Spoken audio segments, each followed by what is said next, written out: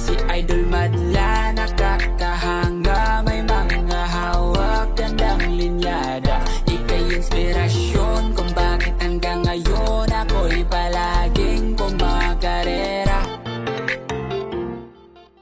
Natapos ko nga mawala ng 1 week sa bahay. Ngayon, eto, pag uwi ko, malaki na yung anak ni Coco saka ni One Thai birds ko. Ayun o, yung dalawa o. Oh, gusto nyo ba yan mga kalapatids? Gusto nyo ng dalawang young birds? Isa lang pala. Yung isa dyan, pamimigay ko sa inyo ha. Kaya pang hinihintay nyo, sali na. Basta mag-comment lang dito, titignan ko yung magko-comment dito sa video natin na to.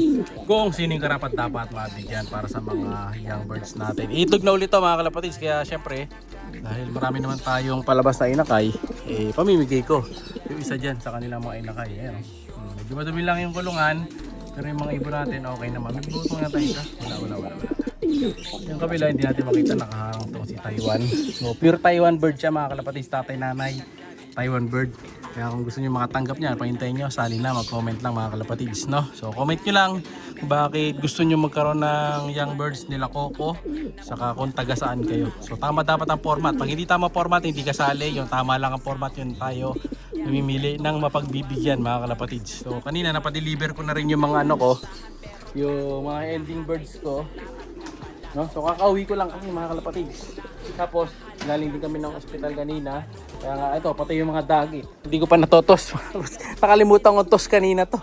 Tos na dapat kanina to. So bukas na lang natin sila totos. Ayan o, yung mga dagit natin o. Ay, yung 4 na dagit. So kailangan sa lalong madaling panahon ay maitos ko na itong mga to. Bukas kailangan matos na sila. Kasi may nanghihingi na sa kanila kapatids. May nanghihingi sa akin. Pambira, may nanghihingi sa akin ng dagit dito mga bata. May dumating nanghihingi ng dagit. So pag hindi ko pa napakawalan to, pamimigay ko na lang to, no? Pero syempre, mas maganda itos na lang natin para sakali makauwi pa doon sa may-ari talaga ng mga dagit na to. So ito nga yung isa, yung double banded na ring. Yan ang dagit, oh, mamahaling dagit mga kalapatids. Naka club ring. Ito naman yung walang ring, yan oh. Swerte nyo, di pa kayo nahingi. Ito naman yung isang young bird, Belgium imported mga kalapatids. Ito naman yung isa, nakakalabring din ng BBC saka BRPC yata yun. O kung ano yun. So ayan, 4 na nga sila dyan. So sana hindi ko makalimutan bukas. Ngayon dapat mga kalapatid, kasi babalik na ako ng ano. Babalik ulit kami ng ospital dyan sa may San Fernando, Mexico. Doon dapat ako pupunta. Pem, sige dyan. Kaso nga lang, alas 6 na tayo aalis. So medyo madilim na. Kung ngayon ko naman totos dyan sa may highway, baka mahirapan naman sila. Ayun, ang dilim na mga kalapatids. Mag-alas 6 na yan, no? Kaya gagawin ko, bukas na lang, bukas alis ulit ako. May niwan din ako pigs, diba, na nakaraan. Hindi pa nakukuha, nakalimutan ko na naman. Like, makakalimutan talaga mga kalapatids. Bukas, totos natin to para sa akin. Comment kayo. Saka dun sa, ayun, gusto nyo ng gift bird, bibigyan natin ng isa. So, pipili tayo ng isa ng mga swerte. So, siguro mga month of June, okay na to, pwede na pamigay. Kaya panita nyo, correct na parate. So ito na may mga tanim na natin madla dito. Malaki-laki na yung mga tanim niya. Ayun, yung mga pechay namin naubos na. Yung upo malaki na. Yung pepino medyo pangit ang tubo, medyo kulubot ang dahon nila. Ayan o, diba? So ito naman yung mga okra. Ang bilis lumaki mga kalapatids, 2 weeks pa lang yan, napapakinabangan na namin yan. Ito yung mga bunga, ang lalaki na nila. Ayan o, healthy. May kangkong pang kasama, talbos pala. Tapos yung mga okra naman na iba, nandun sa dulo, puno-puno rin ng bunga. Dito naman yung mga talong natin ha, ayan malalaki na. Pero mas matagal sila magbunga kasi sa okra. So ayan, may mga backup na si tatay na lupa. Yung papaya, parang payatot siya. Ayan. No? So worth, ano na to mga kalapatids, worth ng napakaraming halaga na nito ang nakain namin. No?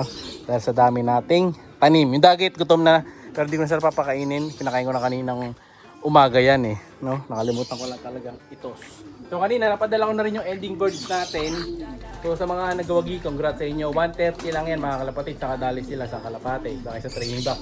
Biruin nyo, 130 lang, magkakaroon ka ng training box, saka isang kalapate, no? So kapag ka lumabas pa ng 4 na beses yung numero mo doon sa isang buong game natin sa ending, 4 na kalapate mauuwi mo. May nangyari na sa akin ganyan, tatlong kalapate na mauuwi mo.